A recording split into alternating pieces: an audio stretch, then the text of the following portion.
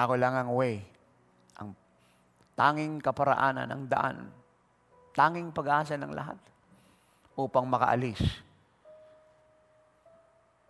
sa grabing krisis at problemang dinadanas ng mundo. Kinakailangan ang attitude po natin pag narinig po natin ang mga catastrophe sa buong mundo ay isa lang. At ang lumabas po sa ating bibig ay salitang, "The Lord is coming any moment." Yun po ang tama. Yun po dapat yung nararamdaman natin. The apostle and the prophets in their prophetic word are true. It is happening now. I must prepare. I must warn my family. I must warn my community. I must warn my neighbor. I must warn my nation. I must warn the world. Jesus is coming. Kailangan ibigay ko ang lahat ng meron ako, gawin ang lahat ng dapat kong gawin ng mabilis at madali.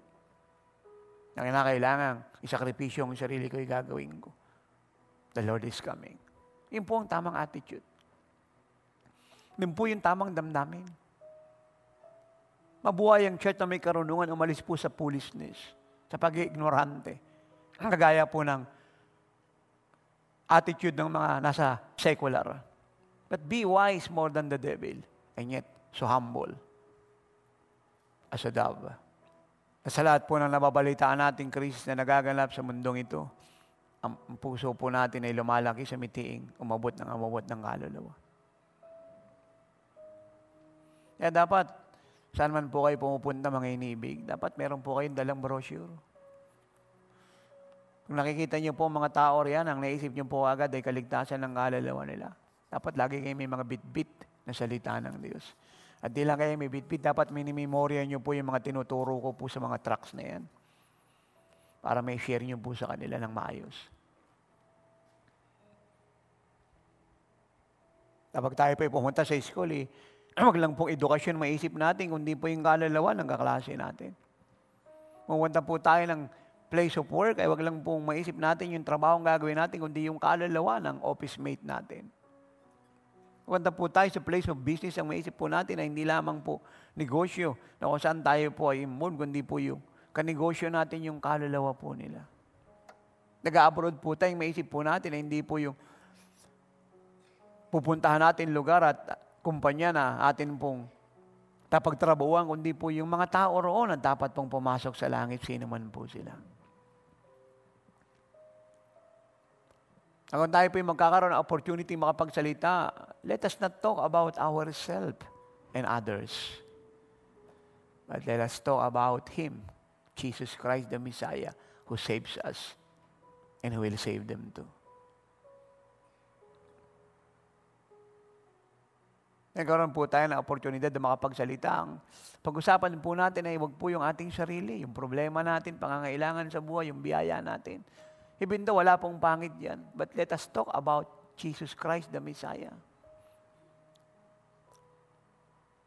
Yung magliligtas po sa kanila. Wag po yung mga issue ng mundong ito, yung issue ng buhay ng tao. But the Lord. Idagdag pa po kung yung atin pong kausap ay may karamdaman, may problema sa buhay, may sakit, may dalahin, may alalahanin, may kabigatan, may kaguluhan, and then, masigit po nilang kailangang marinig ang Panginoon na siya pong solusyon sa problema nila at healer ng karamdaman nila, joy ng kalungkutan nila, peace ng kanilang kaguluhan, victory ng kanilang mga dipit, prosperity ng kanilang mga poverty at pagkakautang, hope ng kanilang hopeless na buhay. Let us talk about Jesus. Not material things or needs. Ay kung meron man pong needs, what we need to do is to believe the Lord. That He will always provide. Praise prophecy and His promises and claim His promises. Hanggat maliwanag ang sabi ng Psalm 115 verse 12, na iniisip niya po tayo para pagpalain. At yun din po ang sabi ng Jeremiah 29 verse 11. Ang nasa isip niya po tayo, yung kinabukasan natin, yung maganda niyang plano sa buhay natin. So hindi na natin kailangan pang utusan ng Diyos, diktahan ng Diyos at ulit-ulitin sa Diyos ang bagay na ito. He knows it already. And He knows more better than us. Kawawa po ang mundong ito. And the Lord goes on and said to me, tell my church, ang kailangan ng church ngayon, ng aking mga anak, mula sa 5 pababa, full-time o hindi, may congregation o wala, lalo na po may mga titulong bishop at chairman ng Movement at Coalition, ay hindi raw po mamulitika, mag-endorse ng politiko, pag-usapan kung sino iboboto niya. Hindi raw po panibagong speaker na pakikinggan, Amerikano, Koreano, Singaporean, o sino po, panibagong programa sa TV panonoorin, o panibagong diaryong babasahin. Hindi raw po panibago pong librong kukunan ng ituturo, o panibagong seminaring papasukan para magkaroon ng doctorate, o panibagong movement at coalition aaniban. Ang kailangan daw po ng body of Christ ngayon ay encounter sa Diyos. Fresh new encounter from God.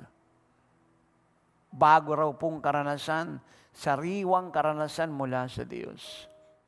Kaya tayo po mga bishop, chairman ng Movement and Coalition, prophet, evangelist, pastor, teacher, anumang fellowship, movement, coalition, denomination ka, I and the Lord appeal to you, Church of God.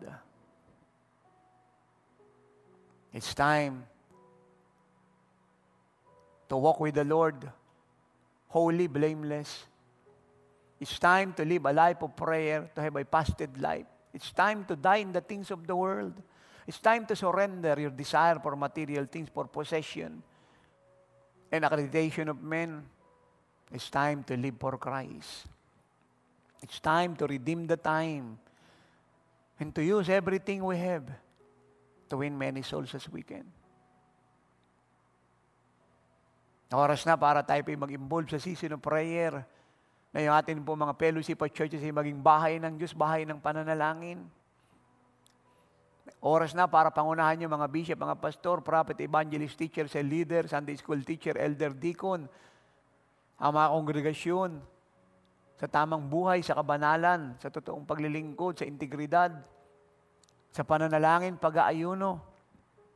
Naglagay na raw kayo ng prayer meeting, ang sabi ng Diyos, overnight prayer meeting, na kailangan yung bahay daw ng Diyos ay puno po ng panaghoy, hinaing, pagluha, para sa mga nangangailangan. Umalis na raw po kayo sa inyong backsliding, sa inyong pong compromise, at kung hindi naman po nyo magagawa ang sabi ng Diyos na lakaran ang pinapaabot ko sa inyo mula sa Kanya, i-turn over nyo na lang po ang inyong pong mga fellowship sa leadership ng apostol para mawala po kayo sa hatol na lahat. That's basic. It don't need any debate or contention or argument. Sabagat sisingilin po niya kayong lahat, you have to believe me. Pwede po tayong tumawa kagaya ng panahon ni Noah. Pero isang araw po, yung tawa pong yan ay panaghoy dahil po sila kinakain ng tubig. Hindi natin siyang i-ignore, kagaya po ng ginagawa ng marami, tinuturo. Pero pag naiwan na po tayo sa rapture at tayo po ay slaughter na ng Antichrist at itutorment pa ulit-ulit, it is a different story at all.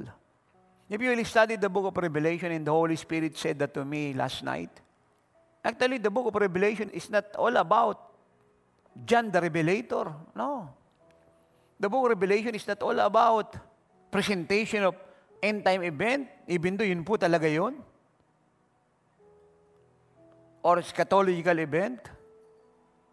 Actually, the book of Revelation is simply the revelation of Jesus Christ.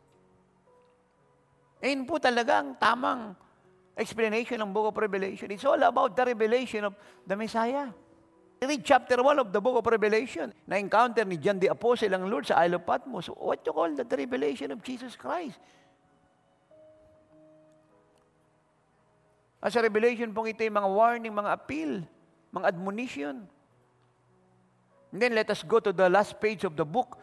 Chapter 22 of the book of Revelation, still the Spirit and bride say what? Come, Lord Jesus Christ.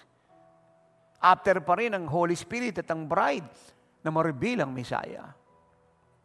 Ayan po ang book of Revelation. At ang chapter 1, chapter 2, chapter 3 ng book of Revelation is all about repentance. Na sino po inuutosan niya mag-repent dito?